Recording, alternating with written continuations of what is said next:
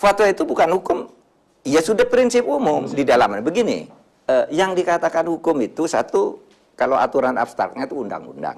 Kalau dalam Islam namanya al-qanun, ditetapkan oleh negara, Negara itu dalam menetapkan aturan, itu legislatif, kemudian menetapkan vonis, itu yudikatif. Nah, oleh sebab itu, fatwa itu karena masih pendapat, dan itu bisa berbeda satu sama lain, kalau belum diputuskan oleh negara, itu tidak mengikat. Dalilnya begini, hukmul hakim yarfa'ul khilaf. Ketetapan hakim dan pemerintah itu menyelesaikan perbedaan antar pemberi fatwa. Ambil satu kalau sudah ada vonis, gitu. Nah, itu dalilnya kalau di dalam hukum Islam. Nah, di dalam hukum nasional juga begitu, Mas. Di dalam hukum nasional itu ada pedoman bertingkah laku yang disebut norma. Nah, norma itu ada norma agama. Saya beragama Islam, saya punya norma agama, wajib sholat, wajib zakat, tidak boleh makan babi. Tapi kalau saya makan babi kan tidak bisa dihukum oleh negara. Karena ini hanya norma agama. Norma kesopanan. Saya duduk di atas, nih teman-teman duduk di bawah, ini kan tidak sopan. Tetapi kan tidak ada hukumannya, karena ini bukan hukum. Itu hanya norma kesopanan. Dan seterusnya. Sehingga segala sesuatu dari norma itu baru mengikat dan dipaksakan oleh negara kalau sudah ditetapkan menjadi hukum. Nah, fatwa itu sejauh belum ditetapkan jadi hukum tidak mengikat.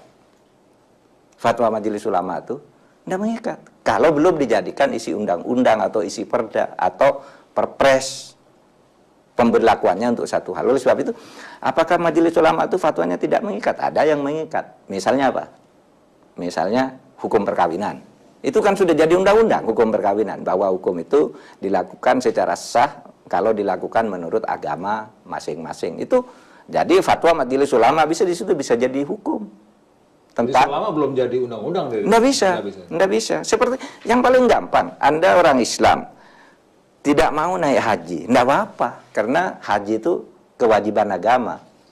Dan belum ada yang mewajibkan undang-undang itu haji wajib. Tapi ada undang-undang haji. Bukan untuk mewajibkan orang naik haji. Untuk apa? Untuk melindungi orang yang mau naik haji. Kalau yang tidak mau naik, tidak apa-apa. Tapi dosa, kan gitu. Hukum tidak bisa memaksa. Jika MUI, namanya Majelis Ulama, artinya mereka yang sudah memiliki tingkat kerohanian sangat tinggi, pengetahuan tentang agama sangat tinggi, yang sudah berpendapat, bukankah memang seharusnya didengarkan oleh umat? Ya didengarkan dan perlu diikuti. Tetapi seumpama tidak mengikuti itu tidak wajib.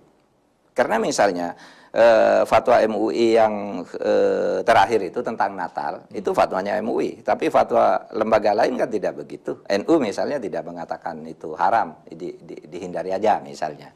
Itu kan beda-beda. Dan itu tidak ada yang mengikat. Itulah sebabnya saya katakan fatwa itu saya suka terhadap fatwa, senang, itu penting dan bagus. Tetapi kalau mau ditegakkan oleh aparat penegak hukum itu tidak boleh sebelum dia jadi undang-undang. Ada yang mengatakan, loh Pak, agama itu kan sumber hukum. Iya, agama itu sumber hukum, tapi sumber hukum agama itu bukan hanya Islam. Kristen juga sumber hukum nasional. Hindu sumber hukum nasional. Lalu dieklektik namanya, dieklektisasikan, diolah sumber-sumber itu, lalu keluarlah hukum nasionalnya. Itulah yang mengikat. Yang ini, yang sebagai sumber-sumber material ini belum mengikat sebelum dijadikan undang-undang. Itu juga dulu yang ribut. Wah, Islam itu kan sumber hukum. Iya dong, tapi kan bukan hanya Islam yang sumber hukum, tuh adat juga sumber hukum. Di mana seharusnya umat, publik ketika ada sebuah fatwa yang kalau kemudian kita melihat dengan lebih jernih, ini bisa menimbulkan perbedaan yang sangat fundamental di masyarakat. Contohnya kemarin fatwa MUI itu. Diikuti secara pribadi aja, secara personal. Oleh sebab itu dikatakan di dalam hukum itu ada sanksi atau hukuman itu yang sifatnya heteronom, ada yang otonom. Kalau heteronom itu artinya sanksi itu dipaksakan oleh negara. Misalnya Anda ditangkap, dipenjarakan karena melanggar yang sudah diundangkan. Tapi kalau sanksi otonom itu sanksi yang datang dari hati. Anda kok makan babi padahal Islam. Nah itu Anda merasa berdosa, itu sanksi otonom namanya. Malu didengar orang. Anda kok tidak puasa gitu siang-siang. Siapa yang menghukum orang tidak puasa? Itu bukan undang-undang.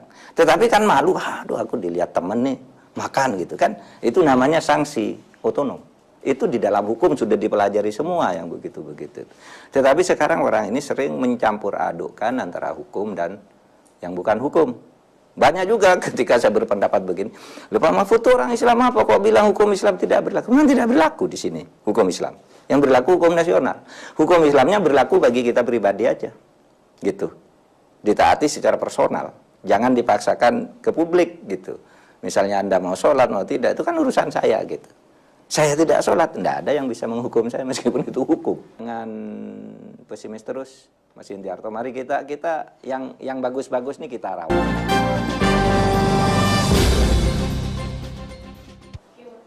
Pak Mahfud, Anda pernah menjadi birokrat, menteri, pernah menjadi anggota dewan, kemudian menjadi ketua Mahkamah Konstitusi. Ya. Mana yang menurut Anda paling nikmat? Ya, Anda bisa mengartikan nikmatnya apa aja ya? Yang paling nikmat dalam arti sesuai dengan apa nurani saya itu ketika saya menjadi ketua MK.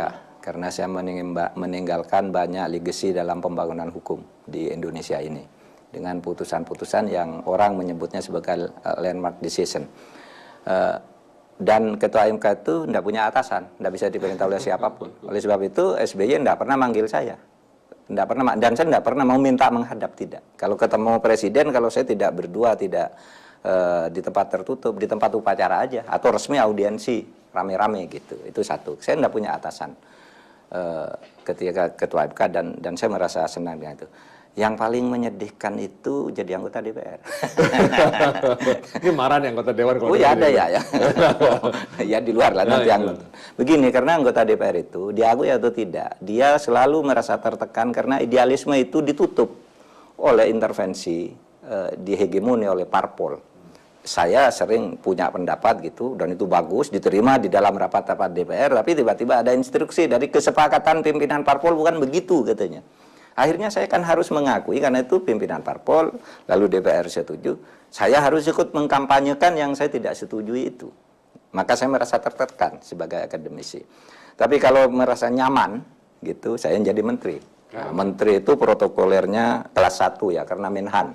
Menhan itu salah seorang yang di antara 3 menteri yang kalau presiden berhalangan, dia bisa jadi presiden bersama, kan.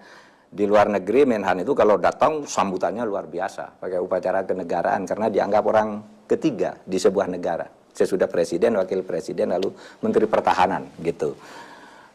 Pengawalan dan macam-macam, fasilitasnya selalu VVIP gitu. Itu belum lagi uang pelaksanaan kegiatan sehari-hari mantap. Oh iya, budgetnya bagus gitu ya. Iya. Jadi itu juga tidak pernah kekurangan apa-apalah. Tetapi itu semua ya pengalaman yang sudah saya lalui. Yang paling nikmat itu jadi ketua MK kata saya, tetapi pada saat habis masa periode saya yang pertama, lalu saya menyatakan ke DPR saya minta berhenti.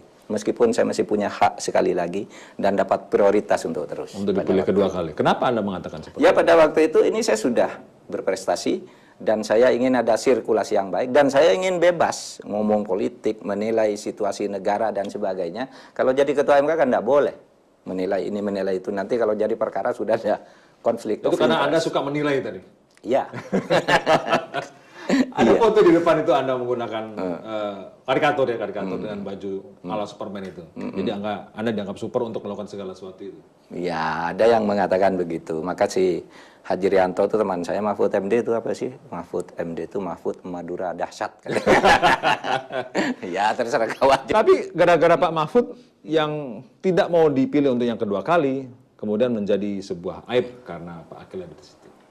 Oh ya, itu jadi bukan urusan saya. Dan banyak yang menuduh gitu.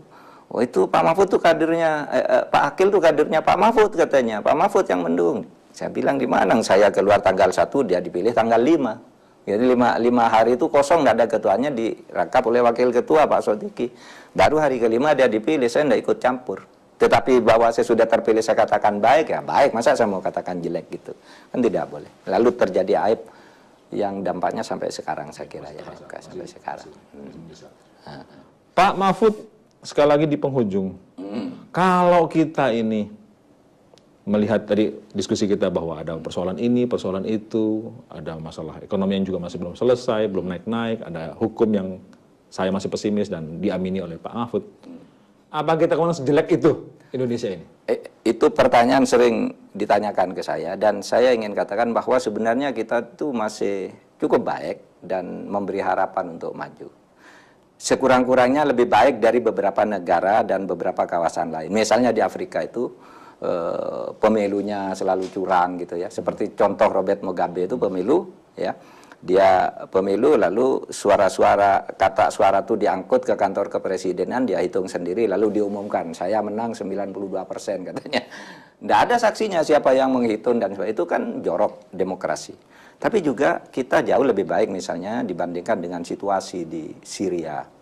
Terlalu ekstrim lah membandingkan dengan Syria. Ya, Syria, Turki, Afghanistan, Pakistan, yang hampir setiap hari selalu ada berita bom meledak. Bayangkan kalau Anda hidup di kawasan itu, di daerah-daerah itu, mau ke pasar takut, mau ngelepas anak sekolah, bahkan kalau di Syria, di Aleppo itu anak sudah tidak bisa sekolah lagi. Mau ke tempat keramaian tiba-tiba ada bom. Tapi di Indonesia kan enak. Nah ini yang harus dijaga. Jadi jangan pesimis terus, Mas Indiarto. Mari kita yang bagus-bagus nih kita rawat, kita kembangkan gitu ya.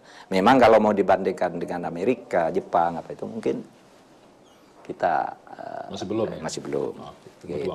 Pak Mahfud, terima kasih atas waktu Anda bersama Terima kami. kasih, Indiarto. Mudah-mudahan kita akan menjadi lebih baik setelah itu. Oke. Izinkan saya minta selfie sebagai bagian dari cerita pada hari ini. Oke.